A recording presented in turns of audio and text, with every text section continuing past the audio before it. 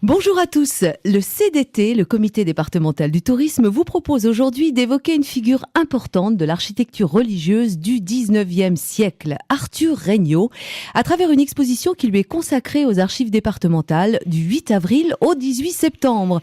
Pour nous la présenter, un invité de choix, le père Roger Blot, détaché au patrimoine religieux pour le diocèse de Rennes et responsable de la commission d'art sacré.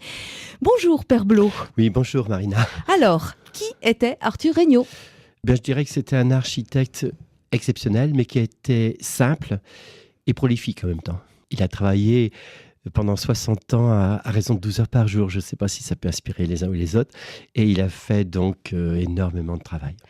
Alors, cette année 2011 lui est consacrée. Le Conseil général a choisi de lui consacrer cette année. Et il y a une exposition aux archives départementales. Que va-t-on y voir ? On a la chance d'avoir le fonds Regnault, c'est-à-dire ce document qu'il utilisait pour ses chantiers, ses plans au sol en élévation, etc. Donc ça, c'est un fonds formidable qu'ont les archives départementales. Donc on est parti de là. Mais l'exposition aura 3 parties en réalité. D'abord, la vie privée de ce personnage. Il était d'une famille de Basse-Bretagne, 2 frères exceptionnels aussi. Et puis surtout, on a des photos de lui incroyables, puisque quoi qu'il soit né en 1839, on a une photo à 11 ans, une autre à 22 ans, une autre à 39 ans, plusieurs à 60 ans, 80 ans, etc. Donc, on a une documentation exceptionnelle. Il a fait aussi quantité de carnets où il allait faire des dessins d'église dans le Finistère ou partout en France. Il a fait aussi le voyage de Rome, il en a ramené un carnet.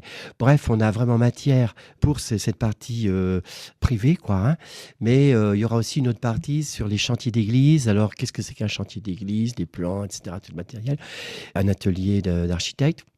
Et puis, une vision à l'intérieur des églises pour finir, parce que, c'est coupole et surtout le mobilier, parce qu'il allait jusqu'au mobilier. Donc, une exposition assez complète qui devrait intéresser tous les gens d'Ille-et-Vilaine, parce qu'il n'y a pas un canton où il n'a laissé des traces. Alors justement, ces traces, où peut-on les voir précisément en Ille-et-Vilaine ? À ce moment-là, il n'y a pas besoin de faire beaucoup de kilomètres. On part du point où on est, puis on va 10 kilomètres au nord, au sud, à l'est, à l'ouest. Il est partout. Mais enfin, citons quand même Cornu, Étrelles, Tinténiac, des choses comme ça.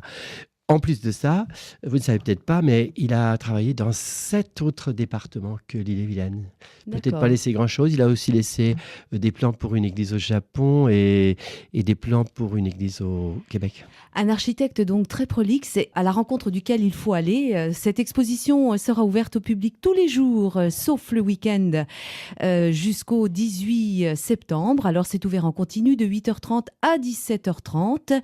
Et si vous voulez en savoir plus, vous consultez le site des archives départementales, www.archives35.fr, et accessoirement le site du comité départemental du tourisme pour toutes les informations pour la découverte du patrimoine religieux en Ille-et-Vilaine. Oui, et j'ajoute une chose, Marina, c'est que prolixe, mais pas du tout bavard. Et surtout, il est mort locataire.